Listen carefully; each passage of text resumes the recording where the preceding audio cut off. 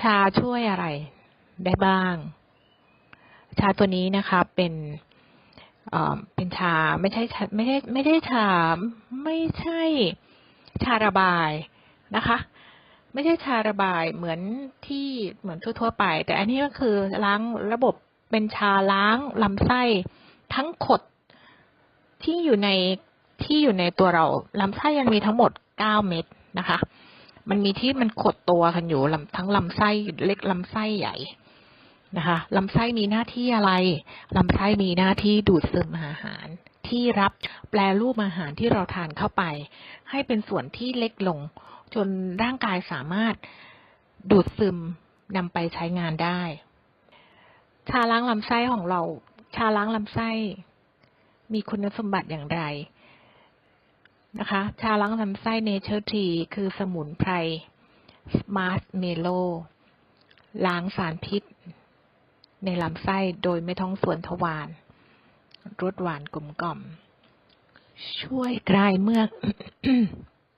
ช่วยคลายเมือกและสิ่งตกค้างในลำไส้นะคะ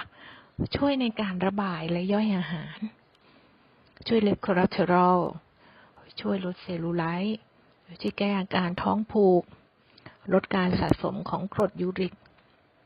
โรคเกาต์ลดอาการภูมิแพ้และก็ช่วยลดกลิ่นตัวนะคะกลิ่นตัวมาจากไหนกลิ่นตัวหรือกลิ่นปากที่สำคัญคือกลิ่นปากบางท่านที่ลำไส้เน่าส่งผลมาให้กลิ่นปากเป็นกลิ่นที่ไม่พึงประสงค์นะคะคือไส้ไม่สะอาดก็มันจะมีแก๊สส่งออกมาคุณประโยชน์นะคะคุณประโยชน์ของชาสมุนไพรตัวนี้มันก็เรียกว่าหน้าใสไส้สวยหน้าใสไส้สวยช่วยเสริมสร้างการทำงานของดีท็อกซ์ก็คือเป็นชาที่มันสามารถเป็นชาที่ดื่มง่ายนะคะรสชาติดีดื่มก่อนนอนนะคะได้ผลตอนเช้าอาการตอนเช้าเวลาอาการตอนเช้าก่อนเข้าห้องน้ำก็เป็นการปวดท้องถ่ายธรรมดานะคะไม่ได้ปวดบิดหรือว่าปวดท้องอย่างรุนแรงเหมือนกับชาเหมือนกับยาพวกยาระบายพวกนั้นไม่ใช่นะคะอันที่มันมีความแตกต่างนะคะถ่ายระบบขับถ่ายปกติค่ะไม่ได้ปวดอะไรนะคะทีนี้การถ่ายมากถ่ายน้อยมันจะขึ้นอยู่กับปริมาณที่เราแช่ชานะคะสมมติว่าคนที่ท้องคนที่ธาตุอ่อนนิดนึงก็แช่ชาประมาณ1-2 นาทีนะคะ1-2 ทีหรือ2-3 นาทีสำหรับคนที่ธาตุหนักนิดนึงก็ประมาณ3-5 นาทีหรือถ้าคำถามว่าแช่นานกว่านี้ได้ไหม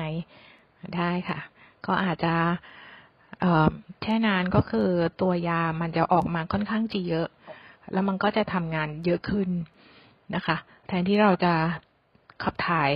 ครั้งเดียวมันก็จะประมาณ2 ครั้งจะออกค่อนข้างจะเยอะนิดนึงนะคะอันนี้โปรแกรมการล้างลำไส้ก็มีทั้งหมด14 วัน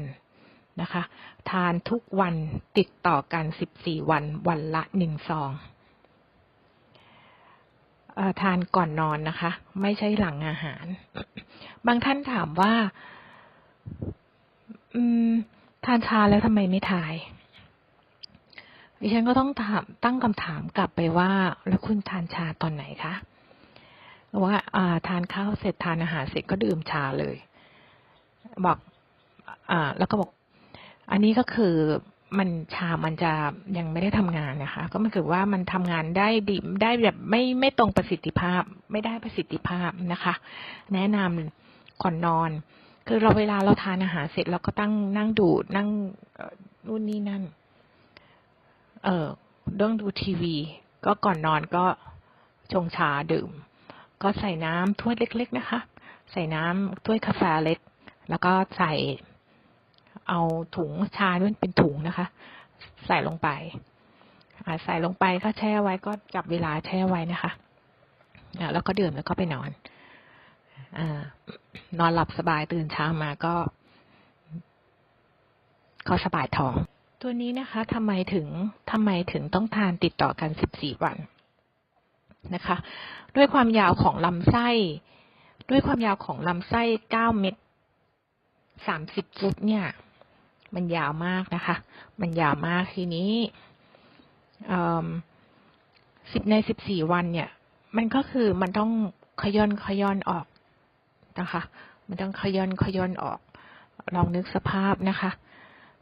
ลองนึกสภาพดูว่ามันจะขย่อนออกจนมันไปถึงลำไส้เล็กต้นขั้วเลยนะคะแล้วมันก็จะสะอาดหมดจดแต่ถามว่าหลังจากที่ทาน